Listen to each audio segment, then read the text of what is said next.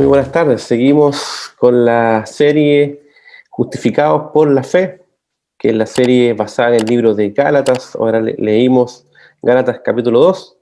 Y aquí vemos que Pablo en el capítulo 1, en el 2 y en el 3 da una advertencia directa a las iglesias de Galacia.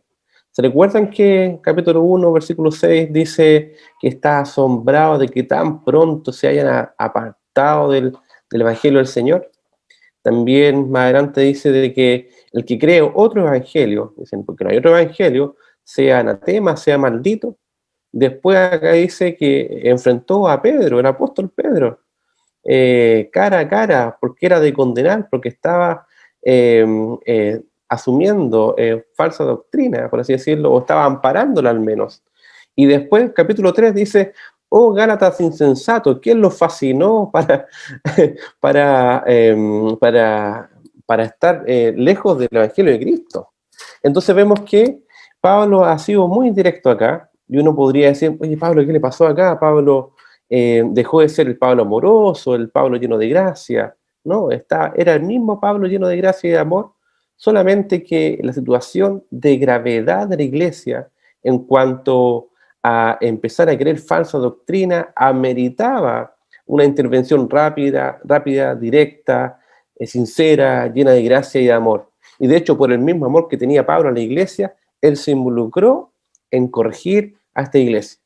Porque corregir a otra persona no es tan sencillo, es complejo. Uno se hace muchas preguntas antes cuando dice, oye, veo que esto está mal en una persona, ¿cómo lo hago? ¿Cómo lo digo? Y uno ora, y uno busca la mejor forma posible, y se prepara. Y Pablo tuvo que pasar ese proceso, y lo hizo lleno de gracia y lleno de verdad, tal cual como fue Jesucristo, lleno de gracia y de verdad. Entonces vemos acá que en el capítulo 2, versículo 11 en adelante, vemos que hay un conflicto, hay un problema, ¿cierto? El problema es que Pedro, el apóstol, el mismo Pedrito ese que comienzo había negado a Jesús, ¿cierto? Pero después Dios lo restauró y predicó un tremendo sermón, y Pedro era quien hizo milagros también. Pedro era quien predicó el evangelio incluso a Cornelio y a los judíos, a los gentiles. Ese mismo Pedro estaba en una situación media complicada ahora. De hecho, dice, versículo 11, pero cuando Pedro vino a Antioquía, yo, dice Pablo, le resistí cara a cara. Hizo algo directo, no fue a hablar ni con el vecino, ni con el hermano, no le mandó un mensaje ni por redes sociales, ni por Facebook, no, habló con él cara a cara. Dice, ¿por qué era de condenar? Era de condenar porque había un conflicto acá, un conflicto teológico y práctico. Teológico y práctico. Y es necesario entender de que la teología y la práctica van de la mano. O sea, lo que hacemos muchas veces y hacemos mal es porque tenemos una mala teología, una mala percepción, una mala de quién es Dios, de quién somos nosotros, de qué es la Biblia, de cómo el Espíritu Santo nos guía a servirlo y adorarlo. Entonces es importante tener una sana doctrina. Esa sana doctrina debiera derivar, guiado por el poder del Espíritu Santo, en una sana y un correcto corazón y afecto, y también en una sana práctica. Debe ir de la mano. El problema es que muchas veces quien tiene una sana teología no vive con los afectos correctos, y el problema es que vive en odio, en rencor, quizás incluso ni siquiera está en comunión con los hermanos. Por eso no es el problema de la teología en sí, el problema es del corazón humano. Y también muchas veces quien puede tener una sana doctrina también puede tener un corazón no adecuado, y por lo mismo una conducta no adecuada. Entonces uno se preguntará, ¿de qué sirve la sana doctrina? Pues sirve de mucho, porque también es bueno decir de que no hay una sana conducta y un sano afecto, un corazón correcto delante de Dios si no hay una sana doctrina. Entonces, si bien es cierto, una sana doctrina no garantiza una conducta que honra al Señor y un corazón que honra al Señor, sí es una condición necesaria para poder honrar al Señor con todo nuestro ser, toda nuestra alma, con todo nuestro corazón, nuestras fuerzas. ¿Se recuerdan que semanas pasadas hablamos acerca de una serie que se llamaba ¿Cuánto amo tu ley? que estaba relacionado con los 10 mandamientos. Bueno, los 10 mandamientos nos guían, es una sana doctrina que nos guían a tener un corazón correcto delante de Dios, un corazón humilde, un corazón manso, obediente, temeroso de Él, rendido, confiado, que nos guía a actuar conforme a su palabra y a su voluntad. Bueno, aquí vamos al conflicto. Es un conflicto teológico, un conflicto de afectos y un conflicto de prácticas. Lo que dirían algunos por ahí la ortodoxia, la ortopatía y la ortopraxis. O sea, la correcta teología, los correctos afectos delante de Dios y también la correcta práctica o conducta cristiana. Entonces el ser humano vive de esas tres formas y deben ir de la mano. Entonces aquí hay un problema teológico en este aspecto, un problema de corazón y un problema de práctica, obviamente. Y nos vamos a dar cuenta cuál sería después la práctica, cuál es el problema que pasa acá. Pero este conflicto teológico es un conflicto que se arrastra de años, de mucho tiempo atrás. Es un conflicto que nace respecto de la circuncisión. Y uno empieza a tirar el hilito, por ejemplo, y le sigue la enseñanza de circuncisión, vemos que Dios es quien establece la circuncisión para su pueblo. Pero vemos que en este tiempo, en el tiempo que estaba Pedro y Pablo, Dios se había dicho, ya no corre este rito ceremonial y este rito de purificación o de aceptación en el pueblo de Dios, porque ahora el Señor ha incluido no solamente al pueblo de Israel, sino también a las naciones. Entonces vemos acá que los judíos que se convertían en el tiempo de Pedro y Pablo y la iglesia primitiva, eran judíos que decían, ¿sabes qué? Yo creo en Jesús, muy bien, yo creo que Él me salvó, que Él me restauró, que por su gracia soy salvo, pero es muy importante aún mantener los ritos de purificación, celebrar ciertos días, por ejemplo, y que todo varón sea circuncidado. Y lo que enseñaban es que si alguien no se circuncidaba, definitivamente no era salvo. Entonces, esa enseñanza es súper compleja, porque si alguien dice de que si uno no se circuncida no es salvo, entonces quiere decir que la circuncisión es un requisito para la salvación, diciendo que la fe del Evangelio es solamente cree en Cristo como Salvador y la fe en su obra y en el Hijo de Dios como Mesías, el Salvador, y eres salvo por su gracia, por medio de la fe, para gozar comunión con Él, por la obra de Cristo en la cruz, por la obra del Espíritu Santo aplicada en nuestros corazones, para gozar de Él y disfrutar de Él por siempre. Ese es el mensaje del Evangelio. Pero al decir es necesaria la circuncisión, estamos diciendo de que es Cristo y algo más. Es Cristo y una suma de algo más. Por tanto, ya no es el Evangelio puro, ya no es la buena noticia pura. Por tanto, al agregarle algo, ya no es el Evangelio, ya no es la buena noticia de Dios, sino que una noticia inventada por ser humano. Entonces vemos que el pueblo judío se jactaba de ser un pueblo especial. Y una muestra, y una evidencia y una señal de ser el pueblo especial era que los varones se circuncidaban. Y de hecho había un rito de circuncisión al 8º día. Y eso para ellos lo hacía acreedores del pacto. Y efectivamente era así. El tiempo, Dios lo había estimado de esa forma para ese tiempo. Y aquí voy a hacer una recapitulación de algo que vimos en semanas pasadas en la serie acerca de la ley. Aquí hay un problema que ha perdurado en el tiempo. Es el siguiente. Por ejemplo, uno dice en el Nuevo Testamento o en el periodo de la gracia, algunos dicen, la ley ya no corre. La ley ya fue abolida, ya no es necesario cumplir los mandamientos, dicen algunos, porque Cristo cumplió todos los mandamientos. Por tanto, ya no es necesario tener una ley. Y algunos dicen, no, ¿sabes qué? En el Nuevo Testamento, en el Evangelio, la ley es imprescindible. Y quiero decirte lo siguiente, tanto lo uno como lo otro tienen razón, pero depende de qué tipo de ley estamos hablando? ¿Se recuerdan que hablamos que habían 3 tipos de leyes en general en el Antiguo Testamento que están expresadas en la Torá? Bueno, había un tipo de ley que era la ley ceremonial, ¿se recuerdan? Las leyes ceremoniales son las que están relacionadas con la purificación, los ritos de purificación, con la celebración de los días y las fiestas, con la celebración de sacrificios y la celebración de cómo se constituían o cómo se instituían el sacerdocio, ¿cierto? Entonces, esos son leyes ceremoniales, que son rituales. Y esas leyes tenían una facultad en ese tiempo, pero era de orden temporal. Temporal, ¿por qué? Porque anunciaban la obra perfecta de Cristo en la cruz.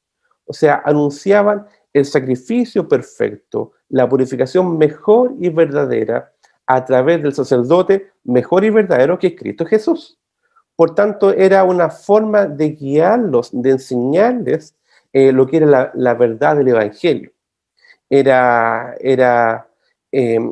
momentáneo entonces, era para esa época y anunciaba el sacrificio de Cristo, y por tanto cuando vino Cristo, todos esos ritos ceremoniales, sacrificios, ceremonias, fiestas y sacerdocio a la manera del Antiguo Testamento, eso sí quedó abolido en ese sentido, porque Cristo cumplió perfectamente lo que el Antiguo Testamento mostraba de manera progresiva, como una figura de lo que habría de venir, ¿ya? Entonces, había leyes ceremoniales, que esas leyes eran temporales, pero anunciaban a Cristo. También había otro tipo de leyes, las leyes judiciales, que eran las leyes que normaban la convivencia del pueblo de Israel en ese tiempo, en esa época y para ese pueblo principalmente. Entonces, esas leyes obviamente fluían de la ley moral, de los 10 mandamientos, fluían de ahí, pero esas leyes no necesariamente deben ser aplicadas para todas las naciones, en todo tiempo, en todo lugar y en todas circunstancias, porque son leyes específicas de convivencia para ese tiempo, aun cuando fluían de la ley moral, ¿cierto? Pero hay otro tipo de leyes, que son la ley moral de Dios, que son las expresadas en los 10 mandamientos. Y esa ley, la ley moral, es la voluntad expresa de Dios que aplica para todo tiempo, para todas las naciones, en todo momento y en cualquier circunstancia. Por ejemplo, podemos hablar acerca de no tendrás dioses ajenos delante de mí. ¿Eso aplica solamente para el pueblo judío? No, aplica para cualquier persona, en cualquier nación, en cualquier circunstancia, en todo tiempo, en toda época. Entonces los 10 mandamientos continúan vigentes. Entonces cuando uno dice la ley quedó abolida, sí, el querer cumplir la ley de manera perfecta era imposible para el ser humano, pero Cristo la cumplió. Entonces en Cristo tenemos el cumplimiento de la ley perfecta. Pero bien, es necesario decir de que tanto las leyes ceremoniales, que eran temporales, y contaban las virtudes de Cristo, anunciaban las virtudes de Cristo, esas quedaron abolidas y ya no es necesario cumplirlas. Lo mismo las leyes judiciales. El problema es que el pueblo judío quería extender las leyes ceremoniales, trayéndolo esto a la ley del Evangelio. O sea, querían juntar las dos cosas. O sea, lo mejor de los dos mundos, como por así decirlo. Querían tener a Cristo y además querían continuar con sus tradiciones y con sus leyes ceremoniales. Entonces, dentro de las leyes ceremoniales estaba la circuncisión. Y aquí decían, no, aquí es necesario que las personas que se conviertan se circunciden. Es obligación. El que no se circuncida, por tanto, no es salvo. Y aquí vemos que el Señor instituyó la circuncisión en Génesis. Se la entregó como una señal del pacto a Abraham y a su descendencia. Es algo que Dios entregó, es un don perfecto para separarlos de los pueblos gentiles. Fíjense eso, la circuncisión es cortar para separar. es cortar para apartar, para santificar, y decir, tú eres diferente, tú eres mío, tú eres de Dios, tú eres mi pueblo, por tanto debes vivir por mí y para mí. Era una señal externa de algo que debía suceder internamente, un cambio de corazón. El Señor constantemente le decía, bien, muchos de ustedes están circuncidados externamente, pero se les demanda que su corazón sean circuncidados, o sea, que sean regenerados por el Señor, por la obra del Espíritu Santo. Entonces el problema es que el pueblo judío pensaba que era un pueblo especial. Y te digo la verdad, sí era un pueblo especial para Dios. Pero el asunto es que Dios los hizo especiales.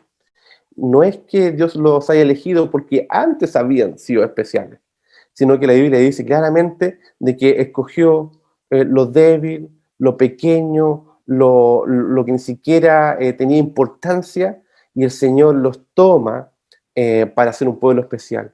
No es que eran especiales y por eso Dios los escogió, sino que Dios los escogió y Dios los hace especiales para Él. Y aquí, si quieren ver un texto, y podríamos ir al Deuteronomio 7, del 6 al 8, Dios mismo dice, porque tú eres pueblo santo para Jehová tu Dios, le dice. Jehová tu Dios te ha escogido para hacerle un pueblo especial. Fíjense ahí, no dice te ha escogido porque ustedes son un pueblo especial, sino que le dice ahí, Dios te ha escogido para hacerle un pueblo especial más que todos los pueblos que están sobre la tierra. Y aquí les explica cuál es el motivo por el cual Dios los elige.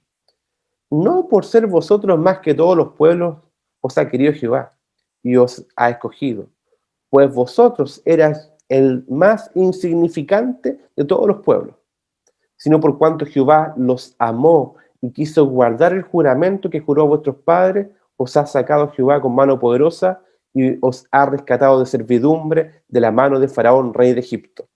O sea, ¿se dan cuenta? Dios no ve que el pueblo es especial y por eso lo elige, sino que los elige y los hace un pueblo especial, le dicen vivan conforme a mis mandamientos. Y eso, y eso lo vemos también en el Nuevo Testamento.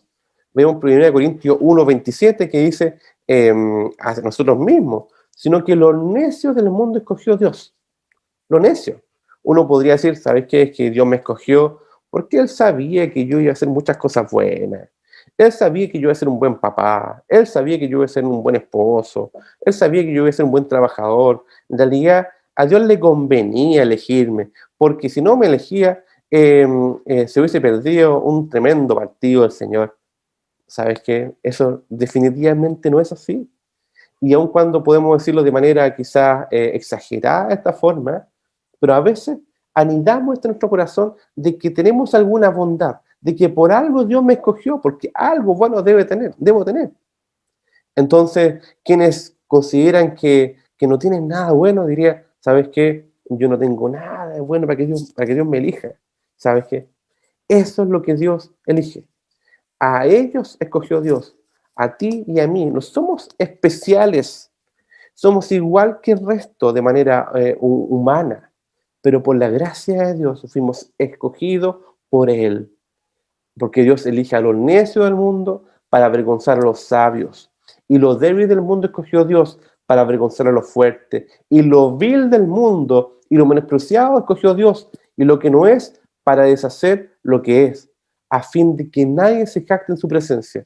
Mas por Él estáis vosotros en Cristo Jesús, el cual nos ha sido hecho por Dios sabiduría, justificación, santificación y redención, para que, como está escrito, el que se gloríese en el Señor. Entonces vemos acá que este pueblo judío era un pueblo especial, y creían que solamente por ser judíos eran especiales, y por tanto debían, ni siquiera querían predicar el evangelio a otras criaturas. De hecho, el mismo apóstol Pedro tuvo que vivir un proceso de entender de que Dios quería salvar a otros pueblos también. No solamente el pueblo de Israel, sino también a las naciones. Entonces vemos que Dios guía a Pedro a juntarse con un varón que se llamaba Cornelio, Esto lo pueden ustedes ver ahí en capítulo 10. Y este Cornelio era centurión de la cohorte llamada la italiana, era piadoso y temeroso de Dios, pero no era judío, no era judío. Entonces, un judío común y corriente no se hubiese juntado ni por si acaso con un gentil, un pagano incircunciso. Jamás lo hubiese hecho, por ningún motivo. Pero Dios, por una visión, guía a Cornelio para que hable con Pedro. Pedro también, Dios le da también una visión a Pedro y se da cuenta Pedro que no puede rechazarlo. Y se encuentra con Cornelio y le dijo Cornelio con estas palabras: ustedes saben cuán abominable es para un varón judío, Hechos 10:28, cuán abominable es para un varón judío juntarse o acercarse a un extranjero. ¿Se dan cuenta? O sea, Pedro mismo en ese tiempo decía, es un extranjero, es un gentil, un incircunciso, un pagano. Pero a mí Dios me ha mostrado que a ningún hombre llame común o inmundo. Porque si Dios lo ha santificado por la obra del Espíritu Santo, gracias a la obra de Cristo en la cruz, yo debo llamarlo a Él santo y puro. Entonces, fíjense, había un tema de teología, un tema de lo que era santo y lo que era bueno, pero también había un tema de afectos, de corazón. O sea, a Él lo rechazo, con Él no me acerco, con Él no me junto, un corazón, o también orgulloso incluso de su nacionalidad, y considerar al otro como menor. Pero además, obviamente, eso da una consecuencia en una práctica. La práctica de no juntarse, de no comer con otro, y menos comer cosas, comillas, inmundas. Pero vemos que Pedro le predica el Evangelio, y cuando comienza a predicar el Evangelio y el centurión cree esto, el Espíritu Santo llena a Cornelio, y pasa lo mismo que pasó en Pentecostés. Entonces Pedro dice, wow, versículo 34, dice Pedro, y abriendo la boca dijo, en verdad comprendo que Dios no hace acepción de personas. O sea, antes había entendido algo, parece. Pero ahora dice, después que el Espíritu Santo llena a Cornelio, dice, en verdad, ahora sí que comprendo que Dios no hace acepción de personas. Eso significa que en toda nación se agrada del que le teme y hace justicia. No quiere decir de que todos van a ser salvos, sino quiere decir de que todo aquel que busca a Dios y responde al mensaje del Evangelio, al mensaje de Cristo, que es el único camino y es la única verdad y es la vida, Dios se agrada, porque se agrada de Él en Cristo. Entonces, Dios envió mensaje a los hijos de Israel, anunciando el Evangelio de la paz por medio de Jesucristo. Decía Pedro, este es Señor de todos. Vosotros sabéis lo que se divulgó por toda Judea, comenzando desde Galilea, después del bautismo que predicó Juan, y cómo Dios ungió con el Espíritu Santo y con poder a Jesús de Nazaret, y como éste anduvo haciendo bien y sanando a todos los oprimidos por el diablo, porque Dios estaba con él. Entonces vemos que Pedro estaba entendiendo algo importante. Y aquí dice, mientras aún hablaba Pedro estas palabras, el Espíritu Santo cayó sobre todos los que oyen el discurso. Y fíjense acá, miren lo que pasa acá, esto es muy importante. Y los fieles de la circuncisión, o sea, los que habían creído de alguna forma, y estaban diciendo, ¿sabes qué? Es necesario circuncidar a los nuevos creyentes también, que habían venido con Pedro, se quedaron atónitos, se quedaron choqueados, es decir, ¿cómo Dios envía el Espíritu Santo a gente inmunda, a gente gentil, que no son el pueblo de Dios? Y esa es la verdad del Evangelio. Dios se acerca por la obra de Cristo. Dios se acerca por la obra del Espíritu Santo a nosotros, que somos viles, inmundos. El problema es que a veces no consideramos que somos viles e inmundos. Y al no considerarlo de esa forma, tampoco estamos tan agradecidos por el regalo de Dios. Pero la verdad, te digo algo. Si tú fuiste salvo, si yo fui salvado por Cristo, es porque necesitaba de su salvación. Sin Él estaba perdido, sin esperanza y sin Dios. Pero fíjense acá. Aquí dice esta gente que quería circuncidar al resto, dice, se quedaron atónitos de que también a ellos, sobre los gentiles, se derramase el don del Espíritu Santo, porque los oían que hablaban en lenguas y que magnificaban a Dios. Y aquí Pedro dice, ¿puede acaso alguno impedir el agua para que no sean bautizados? Esto que han recibido el Espíritu Santo, también como nosotros. Sabemos aquí que ellos los incluyen en la comunidad del pacto, bautizándolos, porque vieron que había una obra genuina del Espíritu Santo, y mandó bautizarles en el nombre del Señor Jesús. Entonces le rogaron que se quedasen por algunos días. Entonces vemos que aquí había una dificultad, pero ¿saben qué? Esto que hizo Pedro, que era incluir a los gentiles, porque Dios los había incluido por la obra de Cristo en la cruz, no fue bien visto por aquellos judaizantes. ¿Y sabe lo que decía?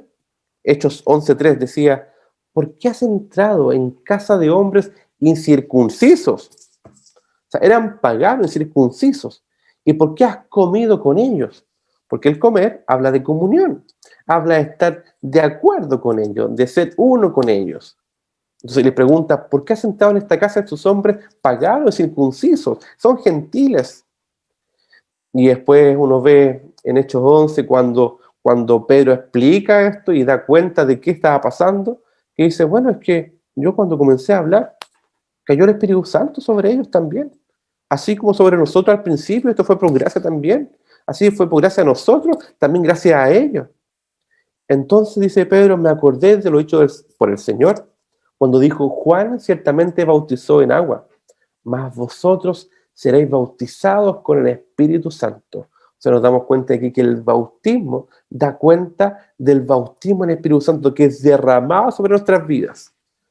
Entonces dijo Pedro, este fue el razonamiento de Pedro, si Dios pues les concedió también el mismo don que a nosotros, que hemos creído en el Señor Jesucristo, ¿quién era yo que pudiese estorbar a Dios?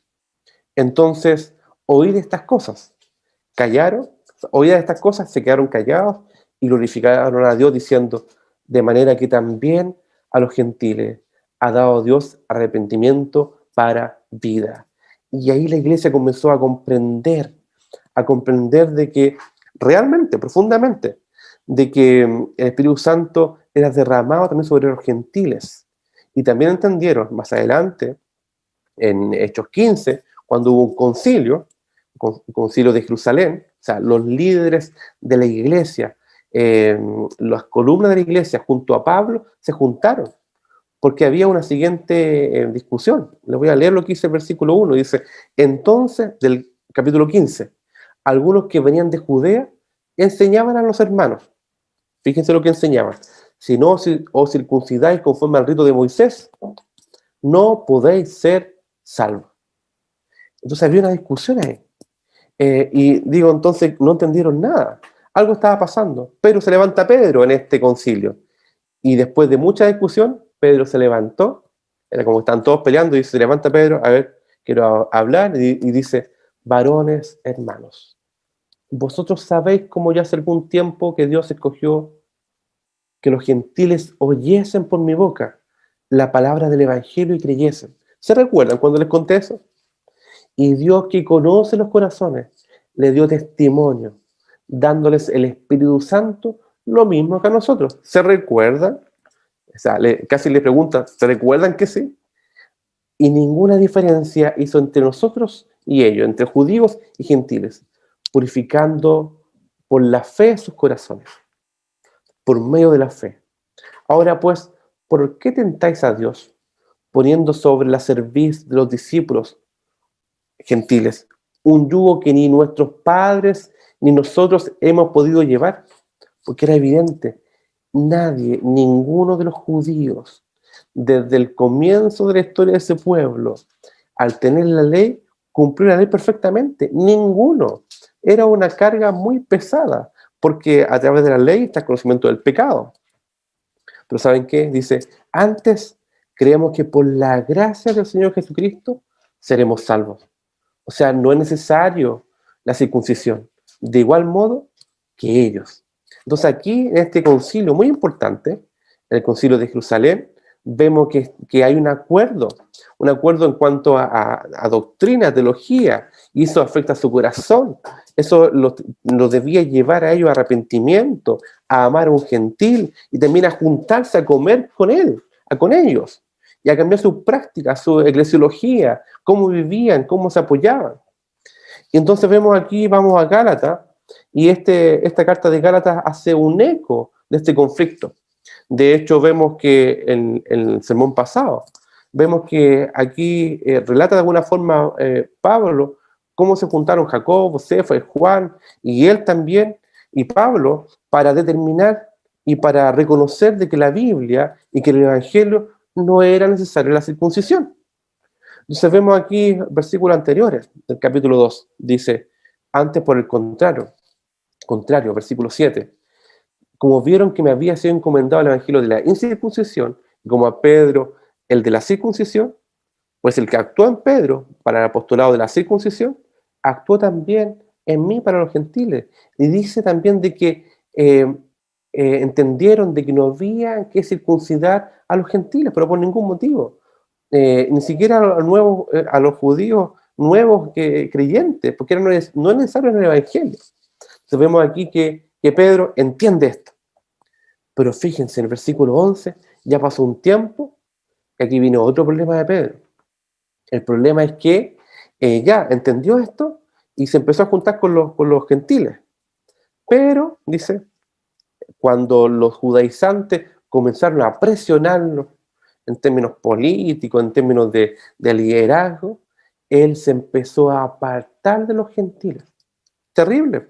Si Dios le dijo que no lo llamara inmundo, que amara con su corazón a los gentiles, les predicara el evangelio, se juntara con ellos, los pastoreara, dice el versículo 12, Pedro hacía esto, comía con los gentiles, pero después que vinieron los que venían de parte de Jacobo, él se retraía, él se apartaba, porque tenía miedo de lo de la circuncisión. O sea, andaba viviendo de dos formas. Y tanto así que Pablo le dice, y en su simulación, fíjense, en su simulación participaban también los otros judíos. O sea, la hipocresía también es contagiosa de alguna forma. Otros judíos también hicieron lo mismo.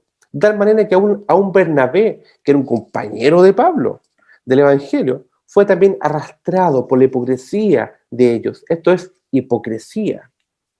Pero cuando vi que no andaban rectamente, conforme a la verdad del Evangelio, cuando dice rectamente está hablando de la ortodoxia y la ortopatía y la ortopráctica, o sea, lo correcto, lo que a Dios le agrada, dice, pero cuando vi que no andaban conforme a la verdad del Evangelio, rectamente, dije a Pedro delante de todos nomás, dice, si tú siendo judío vives como los gentiles y no como judíos, ¿por qué obligas a los gentiles a judaizar? Le dice, ¿sabes qué, Pedrito? Tú, como yo, somos judíos de nacimiento. Y entre comillas, no somos pecadores entre los gentiles. Pero sabemos algo, Pedro. Recuérdate lo que tú predicaste hace un tiempo atrás. Recuérdate el concilio de Jerusalén. Eso le comenta Pablo a la iglesia de Galacia. Dice, yo hablé con Pedro y le dije, sabiendo que el hombre no es justificado por las obras de la ley. Nadie puede ser perdonado, justificado, salvado por las obras de la ley, sino por la fe de Jesucristo. Más que, porque nadie puede cumplirlo. Algunos de ustedes, si hicieran el intento de cumplir la ley, así como hace el intento de hacer la dieta todos los meses, dice, ya, este lunes sí que hago la dieta, ya, mejor, viene un cumpleaños ahora, así que mejor el próximo lunes hago la dieta. O sea, si tú dijeras, ¿sabes qué? Voy a determinarme en este año cumplir perfectamente la ley de Dios, ¿sabes lo que pasaría? Llegaríamos quizás a media tarde, a mediodía, y diríamos, ¿sabes qué? No puedo. O bien llegaríamos a la semana y te vas a autoengañar. Pues, lo pude hacer, parece, pero te vas a dar cuenta de que tu corazón no cumplió la ley, tu conducta no cumplió perfectamente la ley, y quizás ni siquiera estamos entendiendo la ley. Entonces dice, nadie puede ser salvo por la obra de la ley, sino por la fe de Jesucristo. nosotros también hemos creído en Jesucristo para ser justificados por la fe de Cristo, lo repite, y no por las obras de la ley, por cuanto por las obras de la ley nadie será justificado.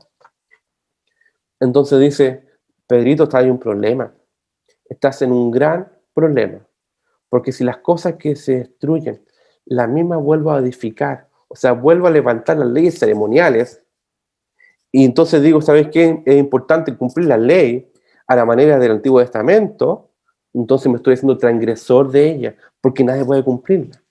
Pero Pablo dice, pero yo por la ley soy muerto para la ley, a fin de vivir para Dios. O sea, la única forma que tengo de vivir para Dios es creyendo en la obra de Cristo en la cruz. Y aquí termina el versículo diciendo, con Cristo estoy juntamente crucificado, Cristo me salvó y yo voy a seguir los pies de Jesús, o sea, los pasos de Jesús, voy a estar crucificado con Él. Y mi vida ya no va a ser para mí, no voy a vivir para agradar al otro, a los que me presionan, a los que piden que judaice a tales personas, ya no vivo yo, mas Cristo vive en mí. Y lo que vivo ahora en la carne, lo vivo en la fe del Hijo de Dios. ¿Saben por qué? Porque Dios me amó y se entregó a sí mismo por mí. Por tanto, no desecho la gracia de Dios. Pues si por la ley fuese la justicia, entonces por demás murió Cristo.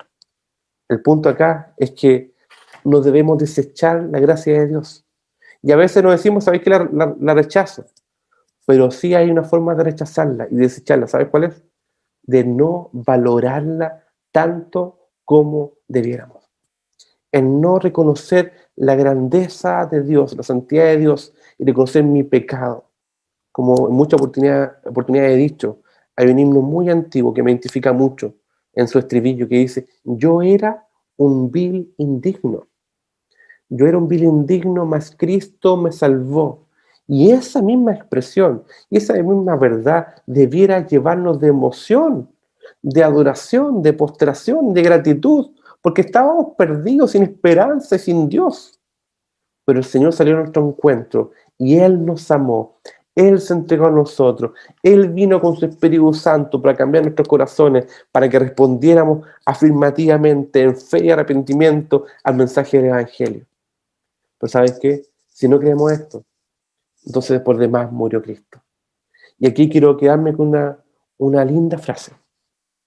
Una frase de un gran pecador, igual que nosotros, que era John Newton, que fue el compositor de un himno que cantamos en nuestra congregación, que es Sublime Gracia, Amazing Grace, que dice lo siguiente, ya estaba al final de sus días, dice, aunque mi memoria casi ya se ha ido, dos cosas recuerdo muy claramente.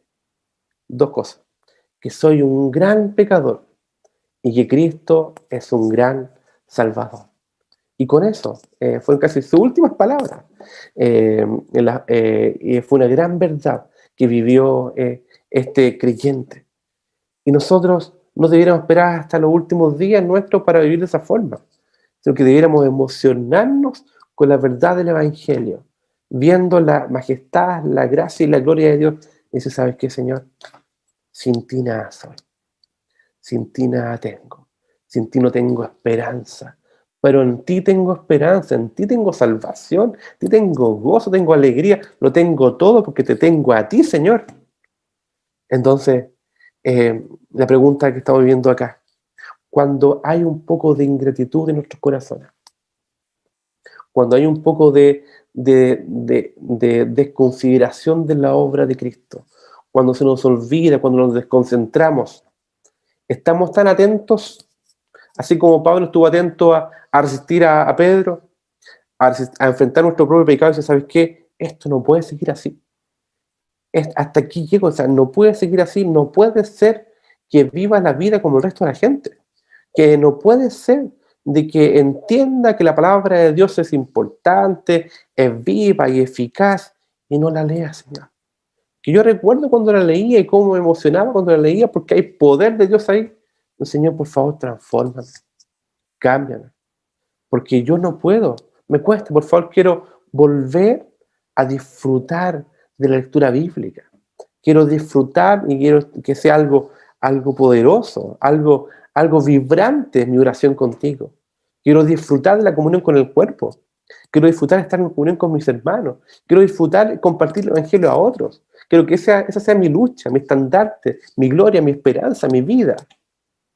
Entonces, muchas veces desechamos la obra de Cristo en la cruz cuando no reconocemos que somos grandes pecadores y Cristo es un gran Salvador.